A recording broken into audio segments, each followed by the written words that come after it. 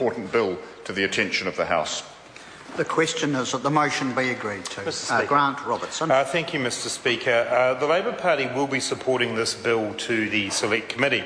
As the Minister has noted, it is a largely technical bill, although I think he has raised a couple of reasonably significant points which I'll turn to shortly. But overall, whatever concerns we might have on this side of the House with the changes that the government has made to the student loan scheme, the eligibility changes that they've made, we do recognise that it is important to constantly update and monitor the way in which the scheme is administered and to ensure that it is fair. And I think the message that I get time and again from parents and from borrowers themselves is that they do want to see fairness across the system, and there are elements of this bill that go to that.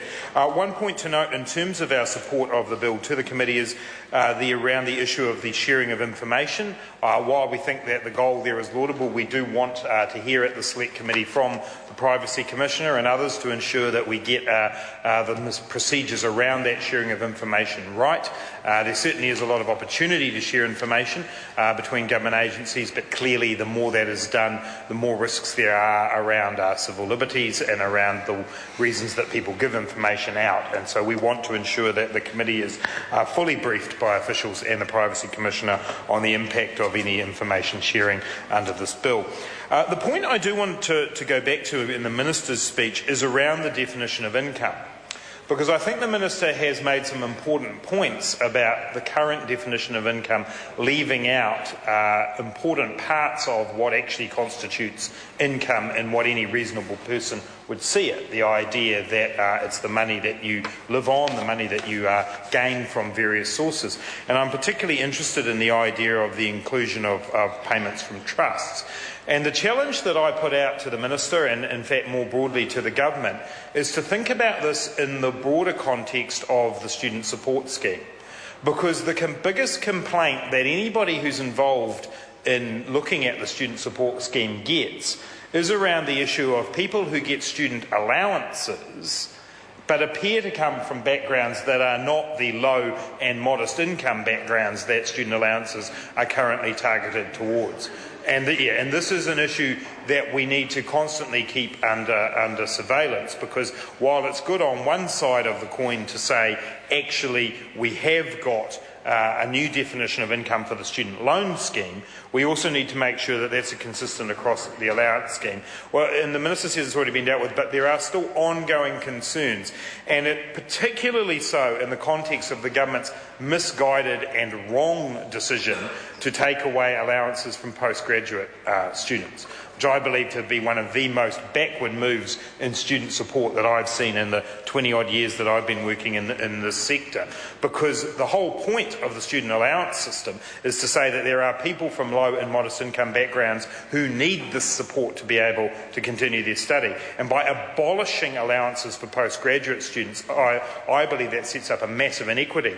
But the letters that came in to me when that decision was made focused on that, but also on people's concern that there were still people out there who were ensuring that money went through their parents' trusts so that their income appeared to be low, and there they were getting allowances. At the same time, the government has frozen the thresholds for parental income access to allowances, meaning that the inequity grows each day as these people who actually have much higher sources of income still get the allowances, while those who are on more modest or whose parents are on more modest incomes don't. So that inequity is something that I think the government should address. At the moment they are changing the definition of income here in the loan system. They should be looking at it in the allowance system as well to create that fairness there. So, Mr Speaker, as I said, the other parts of this bill are largely about the efficient operation of the system, what happens to overseas borrowers. I note that Mr Dunn in his introduction did mention the fact that the repayment holiday had been cut by 3 years to 1 year. We did debate that in some detail. Mr Dunn's had a number of positions on this issue. In fact, he's introduced a number of bills on this issue, one to create the repayment holiday, one to reduce it, different governments. It must be hard for even Mr Dunn to keep up with his positions on this particular matter. But I just want to reiterate the Labour Party's opposition to that change.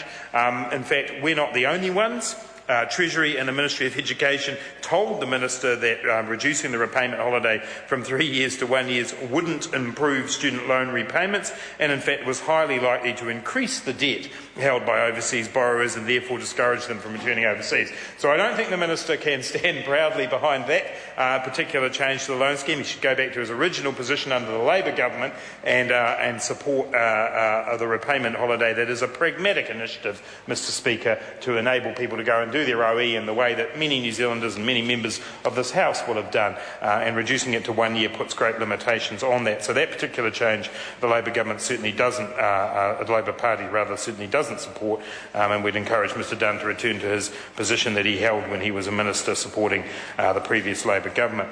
The other changes to the student loan scheme that the Minister alluded to are much more problematic to this side of the House, Mr Speaker.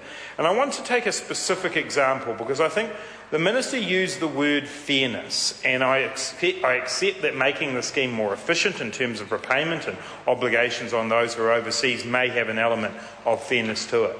What's not fair is taking away from those aged 55 and over the ability to borrow for the living cost component of the loan scheme. And we've talked a lot in this House in the last few days about the loss of jobs. People who lose their jobs, and we've seen hundreds of jobs lost around New Zealand. Here in Wellington, where I'm an MP, we've seen a large number of people lose their jobs in the public sector. One of those people came to visit me in my electorate office recently, a woman aged just over the 55-year-old limit, to say that she worked out, she was a single woman, that she would probably have somewhere between 10 to 12 years left in the workforce. And she wanted to retrain. She'd been in a particular part of the public service, and she realised that there weren't going to be a lot of job opportunities for her, and she wanted to retrain, particularly in something around the computers and IT. She cannot do that. She is no longer able to get the living cost component. She has no other way of financing her costs. This is not an example, as Mr Joyce likes to stand up in the House and say, well, I've abolished allowances for postgrad students, but they can all borrow it from the student loan scheme, which actually isn't correct, Mr Speaker, because they actually can't get the same amounts of money that they used to. But this is actually an example of somebody who is now unable to retrain. And members on the other side of the House in the previous bill that we were discussing were going on and on about incentives to work and people being work ready. Well, here's an example of somebody who's desperate not to be on a benefit, who's desperate to be in work, who has an idea of exactly the program they'd like to do, and because of the changes to the student loan scheme that this government has made, that woman cannot do that study. That is wrong, Mr Speaker. Those changes to the student loan scheme are grossly unfair, and I call on the government to revisit and relook at those changes. They've put in a number of changes. They've reduced eligibility around being able to have to pass more than half of your course. We need to look at what the impact of that is. We've also seen changes around residency requirements. Around 20,000, 25,000 people have had their eligibility for student loans cut under this government. I think there are unfair outcomes within that, particularly for those people aged over 55, and I believe the government should revisit that. Mr Speaker, this bill is effectively tinkering with the loan scheme, and it may be useful tinkering with the loan scheme in large part.